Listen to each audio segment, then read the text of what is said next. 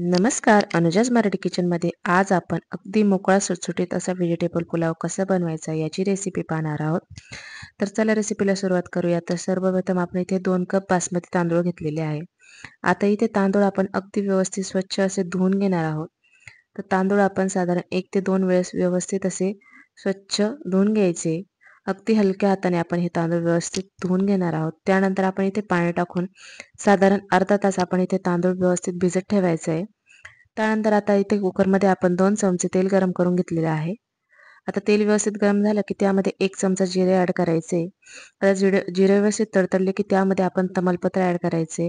त्यानंतर आपण काही खडे मसाले यामध्ये ॲड करणार आहोत.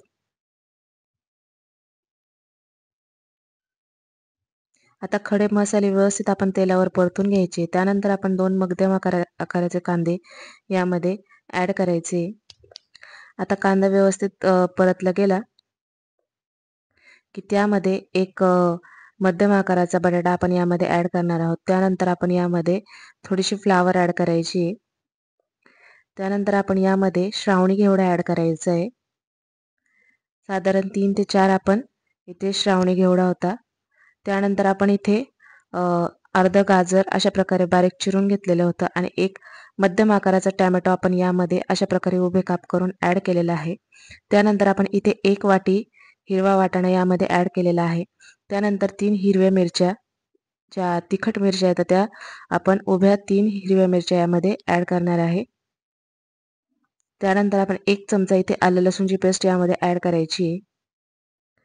आणि हे सगळं व्यवस्थित आता आपण इथे परतून घेणार आहोत.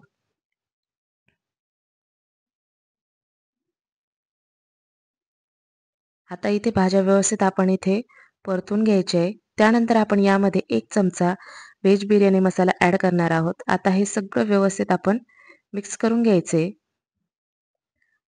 आता मसाला व्यवस्थित आपण इथे परतून झाला की त्यामध्ये आपण जो तांदूळ इथे भिजत ठेवलेला होता तो यामध्ये आपण ॲड करणार आहोत.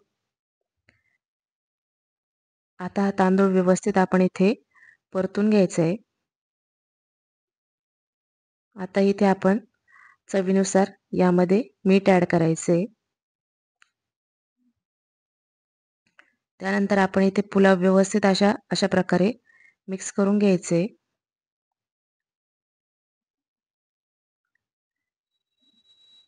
तर अशा प्रकारे आपण व्यवस्थित इथे परतून घेतलेला आहे तांदूळ. त्यानंतर आपण इथे कोथिंबीर ॲड करणार आहोत आणि त्यानंतर आपण इथे 2 कप गरम पाणी यामध्ये ॲड करणार आहोत. आता हे सगळं व्यवस्थित आपण इथे मिक्स करून घ्यायचे. तर अशा प्रकारे आपण इथे व्यवस्थितपणे हे सगळं मिक्स करून घेतलेलं आहे. त्यानंतर आपण 1 चमचा यामध्ये तूप ॲड करायचे. तूप टाकल्यामुळे आपला भात अगदी मस्त व्यवस्थित असा मोकळा-मोकळा बनून तयार होतो. त्यानंतर आता थोडंसं आणखीन 1/4 कप आपण यामध्ये पाणी ॲड केलेलं आहे. आता हे सगळं व्यवस्थित आपण मिक्स करून घेणार आहोत.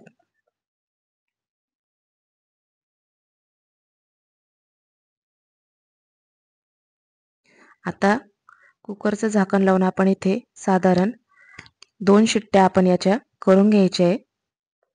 आता आपण इथे रायता बनवणार आहोत.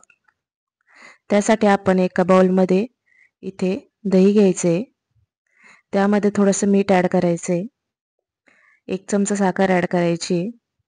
त्यानंतर थोडासा चाट मसाला आपण यामध्ये ॲड करणार आहोत आणि या वरतून थोडीशी बुंदी आपण यामध्ये ॲड करायची. आता हे सगळं व्यवस्थित आपण मिक्स करून घ्यायचे. तर अशा प्रकारे इथे आपला बुंदीचा रायता पण बनवून तयार आहे. व्हेजिटेबल बिर्याणी सोबत मस्त लागतो. आता बघूया इथे कुकरच्या शिट्ट्या झालेल्या आहेत. तर इथे बघू शकता. आता आपण एका पॅनमध्ये 1 चमचा तूप गरम करून घ्यायचे. त्यामध्ये आपण इथे काजूचे कॅप ॲड करायचे. आता हे व्यवस्थित थोडेसे सोनेरी रंग येऊस्तोपर्यंत आपण इथे परतून घेणार आहोत. त्यामध्ये थोडेसे मनुके ॲड करायचे आणि हे सगळं व्यवस्थित आपण परतून घ्यायचंय.